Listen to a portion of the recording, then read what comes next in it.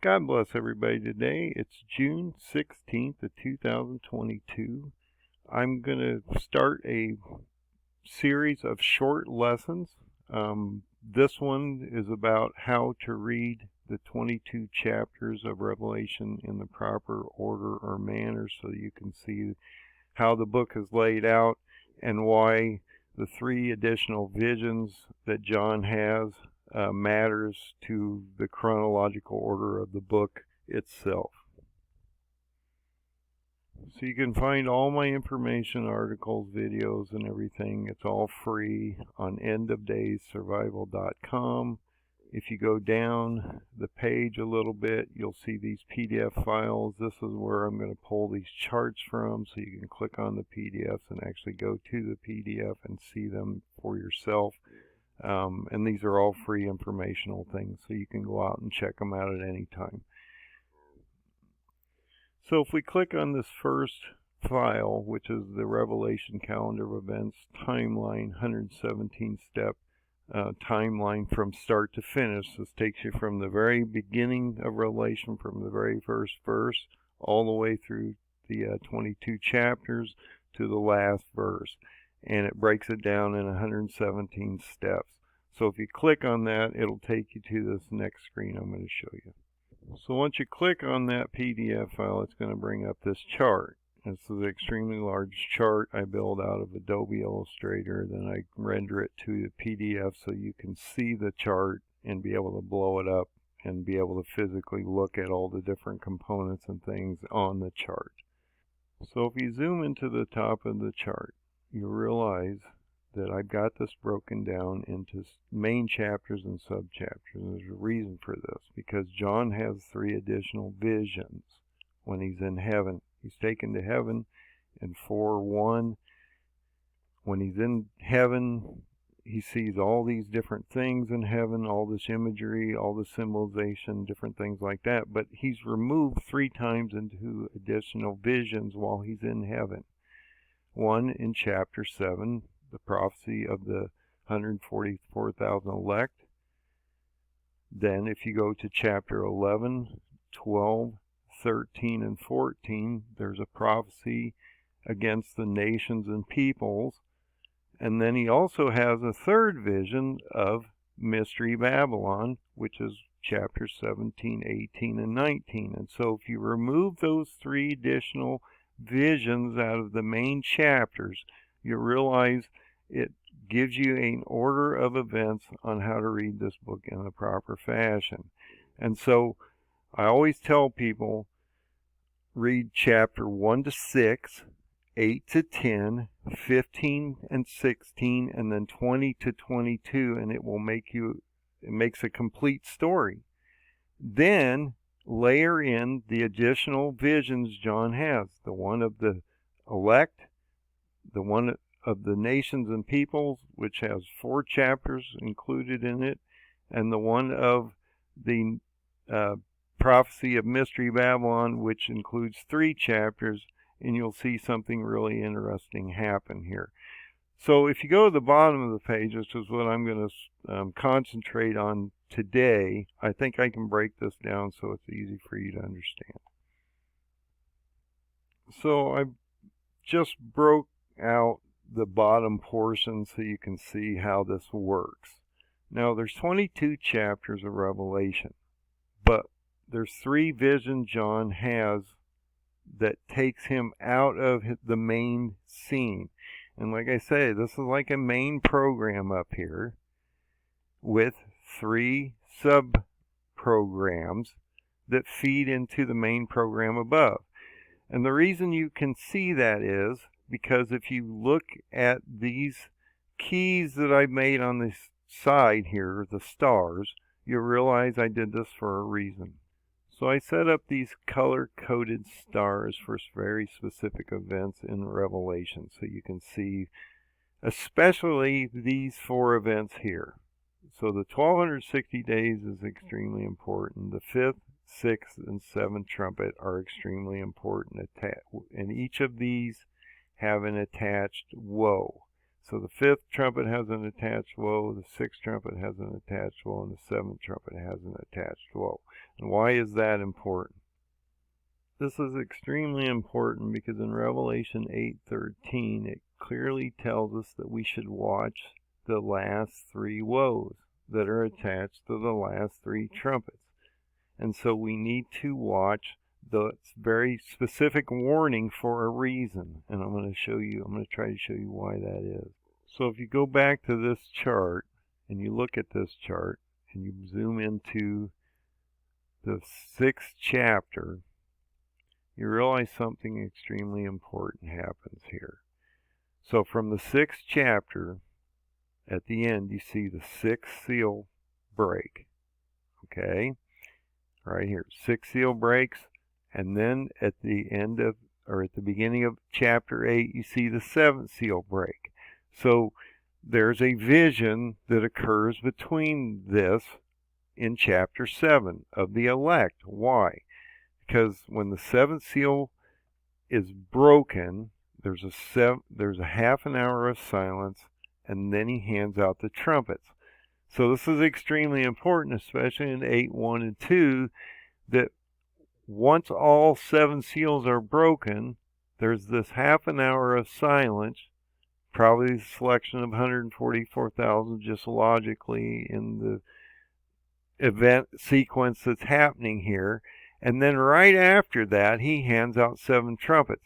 So all 7 seals are broken at that moment before he hands out the trumpets. And this is extremely important because you can't put a 6 seal event in a trumpet, a 6 trumpet, or a 6 bowl event, when clearly in 2 verses here it says that once the 7th seal is broken, meaning all 7 seals are broken at that moment, a half an hour of silence occurs, and then he hands out the 7 trumpets. This is extremely important in understanding the chronological order of the book itself. So if we zoom back out and you follow this path between chapter 6 and 8 down to chapter 7, you'll see something extremely interesting happening. You look at these stars and you're going to see these events reoccurring constantly throughout all the sub-chapters.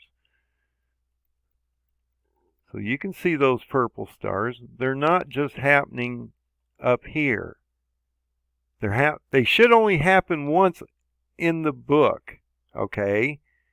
So if you look at the 22 chapters of Revelation and you see the 1260 days constantly reoccurring, you're going to go, well, why is that happening? And you should be asking that question. The same thing is going to happen with the 5th, 6th, and 7th trumpet.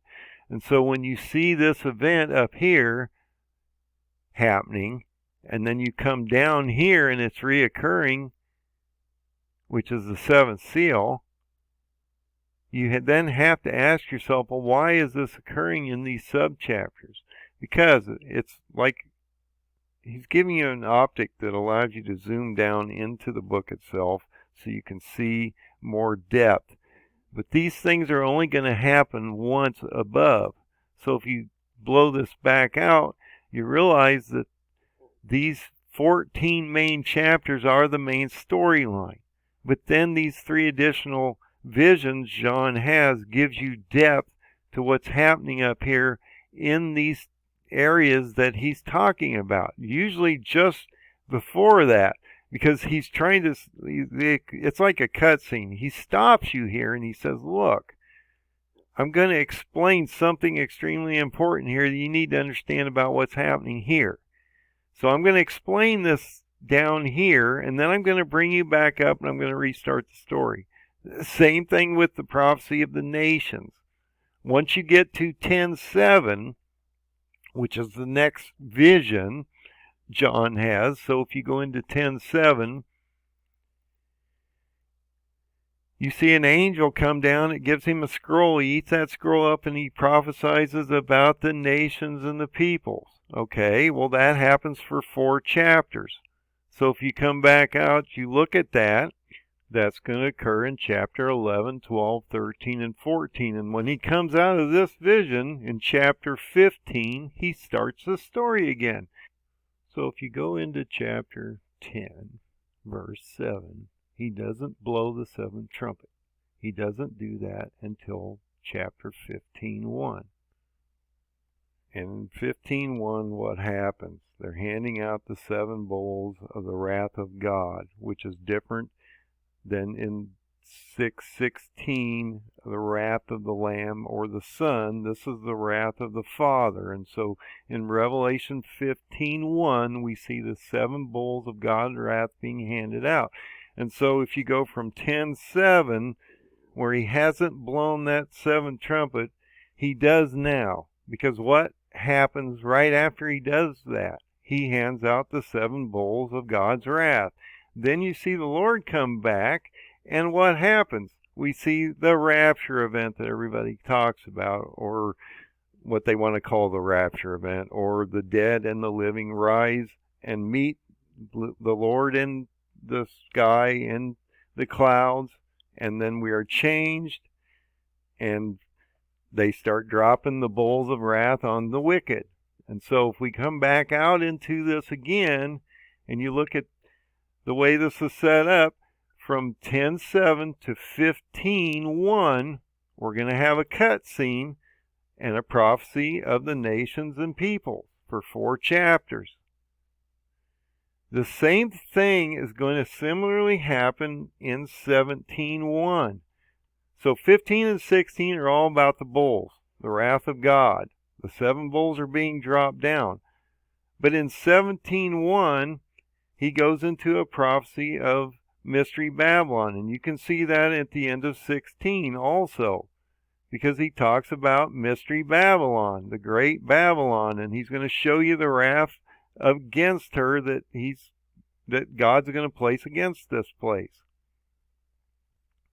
So if you go to 17:1 and you look at that next portion of that prophecy, he immediately takes John into another vision of Mystery Babylon, which run for 3 chapters. And so if you come back out, you look at that, you realize that that runs for 3 chapters. And so if you go from chapter 16 to chapter 20, it completes the story. Okay? And that's what I mean. This is really not that hard of a book to understand if you actually just break it. So the book of Revelation, the 22 chapters, are they chronological? Yes, if you remove the 3 additional visions John has.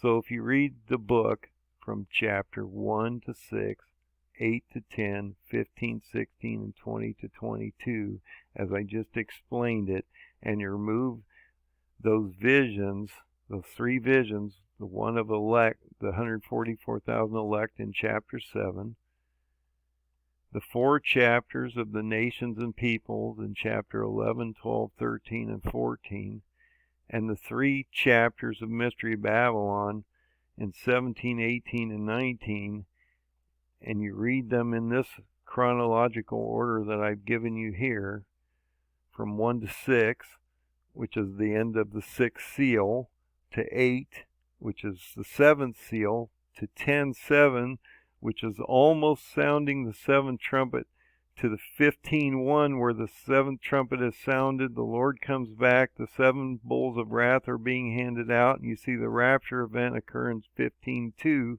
You see the 7th bowls being dropped, because we're not here, we're not appointed for the wrath of God, which is not the same as the wrath of the Lamb in 6:16. And then you go from 16 to 20, you go from Armageddon, the 7th bowl being dropped, to 20, where you see Satan being taken into the millennial, where he's bound for 1,000 years. And if you go to the end of 16, you see the 3 frogs come out. 2 of them are thrown in the lake of fire in 20, and then Satan is bound for 1,000 years. It makes a complete story. And so I've done this setup so that you can see this in 117 steps. And so you can go through each and every one of these verses. So if you go into the book and you look at these, each verse that I've given you on this table has a verse attached to it that you can go through your Bible, and you can see each and every one of these. And all I've done is cut out the 3 additional visions. So you can go through your book and see how this is laid out. And you can see that there's 7 seals that break first. And then if you go to 8, 1, and 2, it clearly says the seventh seal is broken, a half an hour of silence occurs, and then 7 trumpets are handed out. That occurs to 10, 7. You go all the way through the trumpets, and then what happens? We see rapture occur, and the Lord come back in 15, 1. Just prior to the prophecy of the nations and the peoples and explaining all the things that are going on during the ground. Then you come back up, and we see the 7 bowls are being handed out. And then we see the prophecy against Mystery Babylon, which is cut out. And then we end the story because you go from 16:21 to Revelation 20 verse 1, as I have it here, which is then if you cut out 17, 18, 19, you're going to start to see the Mystery Babylon prophecy. You come back up to the top of the story, it takes you to the end of the story, and it completes. And so if you do this in the proper manner, you will start to see that there is a process to God's logic. And the reason I say that is because it is pure logic. God is pure logic. If you don't understand that, you'll never understand God. And so in this 117-step calendar, I've broken this out so that you can see the 3 additional visions. The vision of the elect, the vision of the nations and peoples, and the visions of Mystery Babylon. And if you layer them into the main chapters above of chapter 1 to 6, 8 to 10, 15 and 16, and 20 to 22, you'll see a chronological book. And then you can layer in all the depth of the optics that God wants you to see of what's happening on the ground. And then if you go back to that warning in Revelation 8:13, it clearly says you need to watch the last 3 woes. Why? Because they're attached to the 5th, 6th, and 7th trumpet, and they're going to reoccur constantly in the book. That's why it's confusing, because you don't realize that there's a main storyline with 3 subvisions, and if you pull the 3 subvisions out, you're going to then realize that it does make a complete story. And so the other thing I watch are the 1260 days, because they're going to constantly reoccur all over the place. So I think that's extremely important. But if you blow up that portion of the chart, and you look at the 5th, the 6th, and the 7th trumpets, they can only happen once. And they do. The 5th trumpet happens in Revelation 9, 1 and 2. The bottomless pit opens.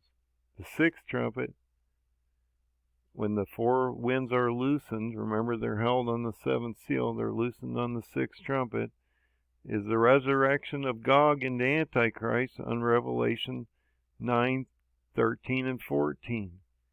The 7th trumpet, and you're going to say, well, it happens in chapter 11. Yes, but you're in the subvision of him in the nations and people, so you're not in the main storyline anymore. So yes, it does happen in 11, but it truly occurs in Revelation 15, 1 and 2. Okay? So it can only happen once, and then we see the rapture event occur. Okay? And then what happens? He clearly tells you should be preparing for the 1260 days. So I believe this is how you should be looking at this book in the proper fashion so you can understand how to read it. Hopefully I explained it in the proper fashion so you can understand it. It's really simple. You read the book in this fashion. The next time you read Revelation, read it in this fashion. Forget about the sub-chapters. Don't look at the additional visions. Add them in after you read the main story.